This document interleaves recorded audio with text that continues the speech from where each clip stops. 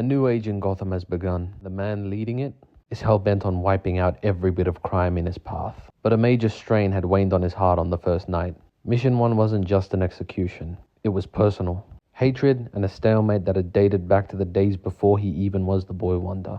For tonight, the man who had stolen Jason's father away from him was about to be introduced to the punishment that had stalked him for years. But the most ruthless son of Batman, even he, in a moment so angry, was second-guessing his mission. And a memory from the past that brought him here starts to enter his mind. A memory full of hope, and a memory that only ended in dread. This all started 1 hour earlier at Ma Gunn's school for wayward boys. Jason sits by a fire reading through several letters left for him by his own father. The first was left by Ma Gunn herself, though, and she explained how much regret she was filled with by holding back these letters that his father had sent to him while he was growing up. She did this so that she would have more control over the boys, but for Jason, these letters could have changed his entire life.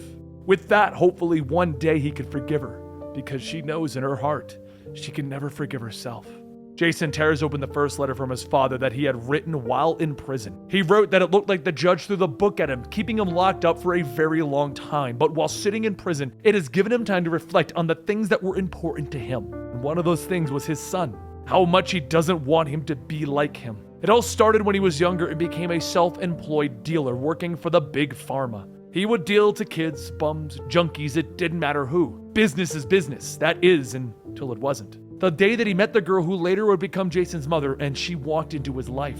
He knew that he should not have sold to her. He should have told her to walk away, and even a bum deserved a chance at happiness. To the surprise of no one, his mother's parents weren't thrilled that their daughter was dating a drug dealer, even a retired one. But his mother did something that no one else had ever done before, and she chose to stay with him.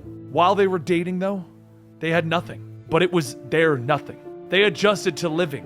And one day he found that his mother passed out on the floor. He thought the worst, but as it turned out, Jason's mother was pregnant with him. After that, he swore that he would do his best for his child and get an honest job washing cars, of all things. They even went to classes on how to become parents, but apparently the teacher frowned that his mother would bring beer to the class. They couldn't really afford to go to the doctor's office, so they ended up having Jason in their own apartment.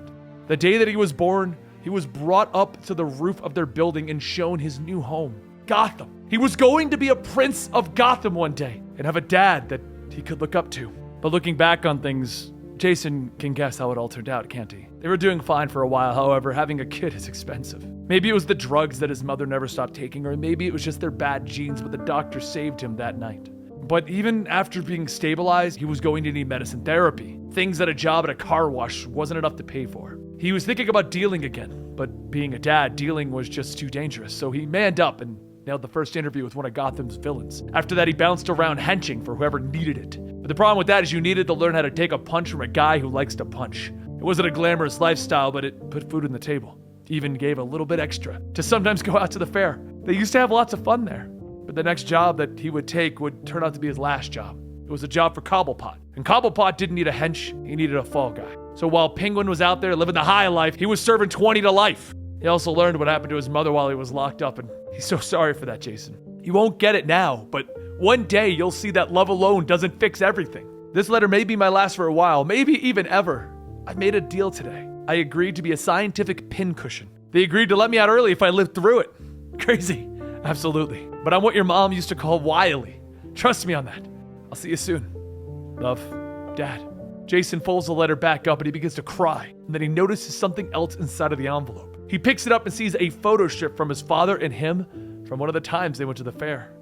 Now, back in the current times in Potter's Field Cemetery, Jason goes back to digging the grave, and off in the distance, Penguin tells his gunman to keep a close eye on that boy. The gunman says that it's kind of creepy killing somebody already in a cemetery, you know? Jason tosses the shovel and he lifts the coffin out of the ground, the coffin that holds his father's body, and he tells himself that he never once visited his father in prison or even at this grave. He knew where it was, he just never had anything to tell him. The gunman looks over asking Penguin, "Should I shoot?" Penguin looks through his binoculars telling him, "No, not yet." Jason flips open the cover of the coffin to find nothing. No body.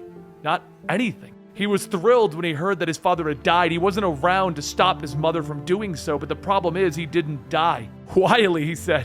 Penguin gets up tapping the rifle, telling the gunman to go wait in the car. "I've seen a lot of pain in my life and caused a lot too. I don't know who or what Red Hood was expecting to find, but it looks like it ripped his heart out." The Penguin laughs and Jason tells himself, "You can't make me care about what happened to you back then. Not after everything you did to my mom and me." Jason screams out, "I don't care!" And as the most ruthless in the Bat family looks back upon this memory, he knows there's only ever so long before someone else suffers the same fate he did. His decision is final and undeniable. Life was a privilege they never deserved. As Penguin's men go about their daily operations, the subject of the new vigilante's killing spree reaches them. As they begin to chat amongst themselves in fear, the ones who know this is just the new mask of the Red Hood, the new persona he hides behind to strike fear into criminals, they believe him to be a vengeful child, putting on a front and overcompensating for the father that he lost. But there's no doubt there is a drop of fear among them, because if the killing spree is true, any moment could be their last. He's a man that's torn apart by grief. That's an easy target for people like us, but he was a challenge for people like us during his early days.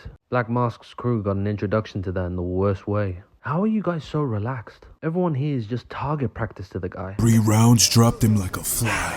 So you're trying to tell me you killed Red Hood? You calling me a liar, mister? I bagged the Catwoman.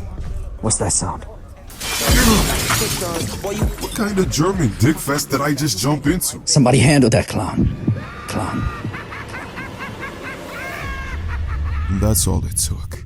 With a single dumbass line, this man just ended his life. I'm on here. Come on.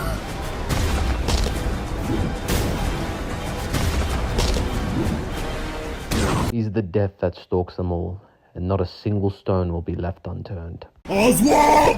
You obese midget! Where the fuck are you? Ever since the Bat died, gangs have been living lavish. Now they're not looking over their heads for two different things coming at them. The only thing standing in the way of them thriving is their rivals. Alright, time to close up shop for the day. Didn't think I'd live to see a future where that flying rat was no longer a problem. Now if you excuse me boys, I've got millions large all for myself to enjoy.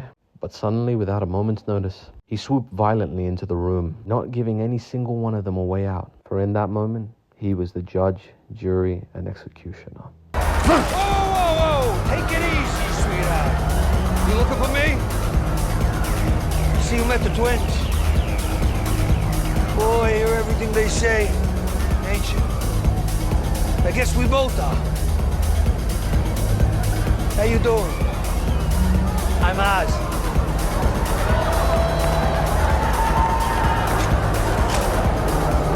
It's funny how you celebrate so hard after he's dead, because he was the only thing keeping you alive.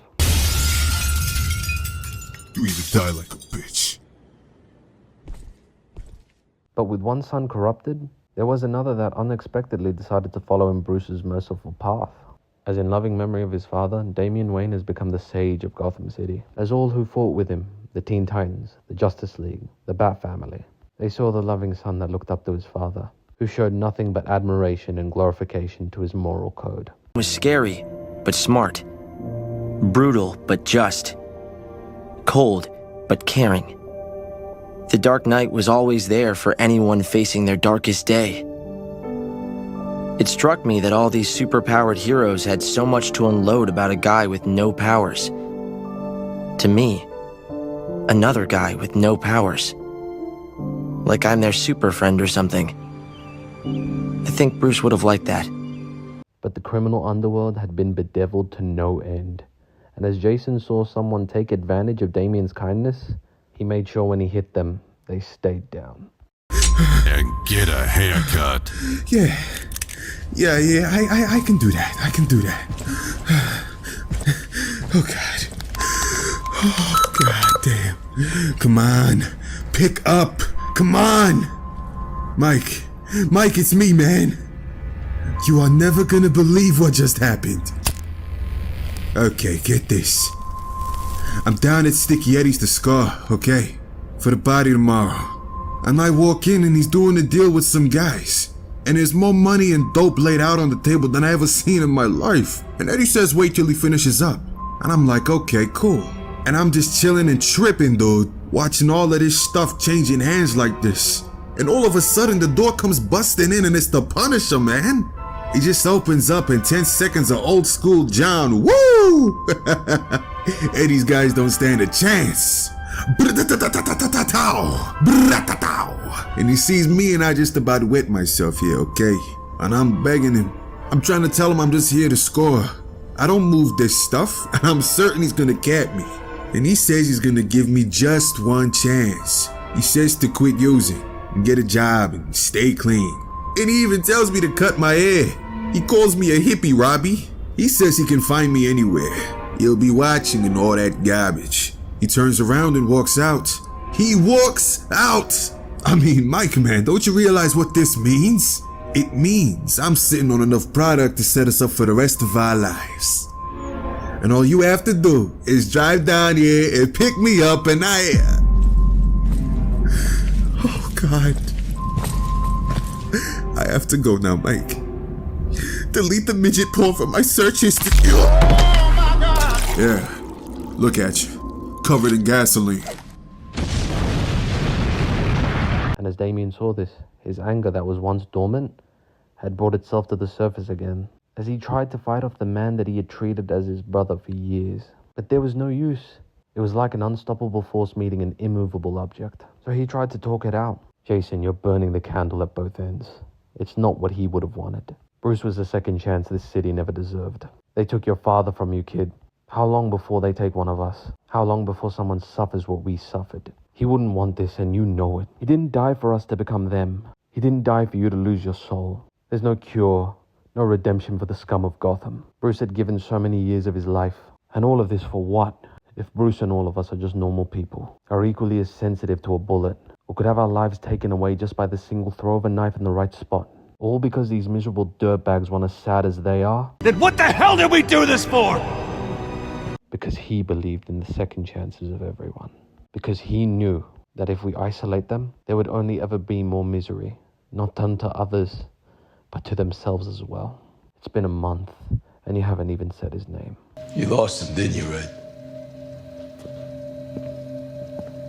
It's not about him. Just say his name. It's not about him. It's not about him. Say his name, you coward! Say his name! It's not about him! You hate yourself. He's eating you up because you ain't done a goddamn thing about it. Oh, God damn it. Sorry. I apologize. It's not about him. No. Okay. It's all about him. He talks to you, doesn't he? Hear his voice. You do, don't you? That's why he's eating at you. That's why he's eating at you, because you know you didn't do a goddamn thing, and it's gonna keep eating at you. It's gonna keep eating and eating and eating. There's no getting away with it, you understand?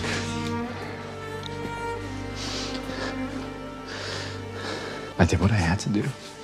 I let the system take care of the rest. Oh, you and your goddamn system. You and your goddamn system. So what now? Everyday Bullseye goes to the chow hall, eats his slop. You know he gets to breathe the same air that you breathe. You feel good about that? He got life!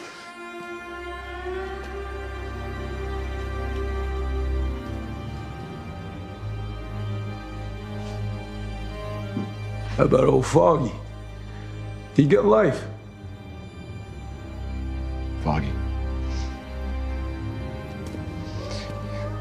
He was the kindest, purest soul I ever met. And guys like you and me, we could work a lifetime and never measure up to his decency. A fight did ensue. Damien was not going to let his brother lose his soul any further.